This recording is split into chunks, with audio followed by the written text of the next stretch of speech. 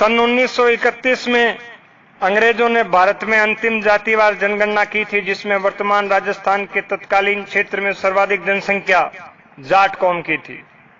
आजादी के बाद 1952 में हुए पहले आम चुनाव में किसी भी पार्टी ने जाट को लोकसभा का टिकट नहीं दिया, जबकि जनसंख्या के अनुपात में सर्वाधिक जाट उम्मीदवार होने चाहिए थे। 1957 में हुए दूसरे आम चुनाव में भी यही हालात रहे। नतीजन कोई भी जाट पार्टी सिंबल पर राजस्थान से लोकसभा में नहीं पहुंचा। 1962 के लोकसभा आम चुनाव में तो हद ही हो गई। देश की सर्वाधिक जाट मतदाताओं वाली नागौर लोकसभा सीट से हिंदी भाषा नहीं जानने वाला व्यक्ति एस.के. दे चुनाव जीतकर सांसद बना। 1967 के आम चुनाव में एक रिकॉर्ड बना राजस्थान के अंदर, जिसमें पूरे जोधपुर संभाग से वैश्य सांसद बने। आपकी जानकारी के लिए बता दूं कि 3 गांव के बीच एक वैश्य का घर होता है और पूरे जोधपुर संभाग से वैश्य सांसद बनना बड़ी अजीब बात है। ऐसे में नागौर से नंद कुमार सोमानी, जोधपुर से एन.के. सांगी, बाड़मेर से अमृत नाटा, जालोर से देवकी नंदन पाटोतिया और पाली से सुरेंद्र कुमार तापड़िया सांसद बने।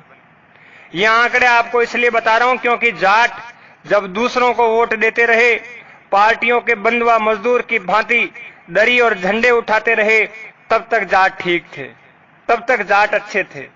लेकिन जैसे ही 1971 के आम चुनाव में जाट राजनीतिक तौर पर जगे तो जाट जातिवादी होने शुरू हो गए। 1971 के आम चुनाव में जैसे ही झुंझुनू लोकसभा सीट से एक आम जाट शिवनाथ सिंह गिल ने उद्योगपति के बिड़ला को हराया, चंद लोगों की मुट्ठी में चलने वाले राष्ट्रीय मीडिया ने जाट को जातिवादी कौम घोषित कर दिया।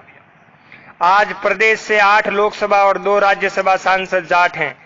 ऐसे में उन लोगों की पेट में मरोड़ उठना स्वाभाविक है जिन्होंने हमेशा बिना वोट के राज किया। जाट ब्लड बैंक बना दो, कोई जातिवादी नहीं कहेगा, सभी ब्लड ले जाएंगे और वाह वाह करेंगे जाट की। जाट एम्बुलेंस सेवा शुरू कर दो, कोई नहीं कहेगा जाट जातिवादी है, सभी उपयोग करेंगे और तारीफ करेंगे जाट की।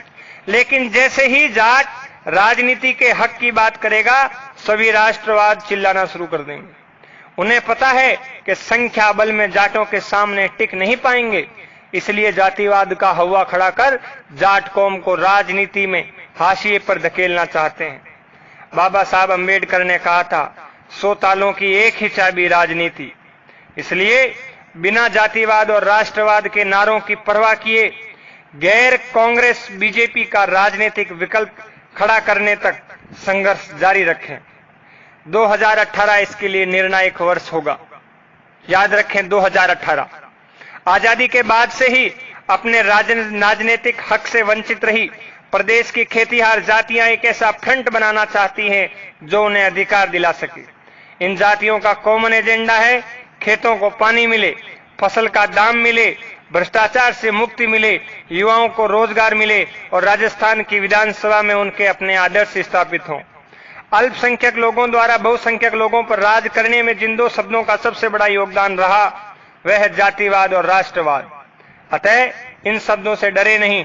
जब भी भक्त या भाविक राष्ट्रवाद की बात करे तब अपने मोबाइल से आजादी की लड़ाई से लेकर कारगिल के युग तक बलिदान देने वाले अपने बाप दादाओं की फोटो उन्हें दिखाएं और असल राष्ट्रवाद का मतलब उन्हें समझाएं।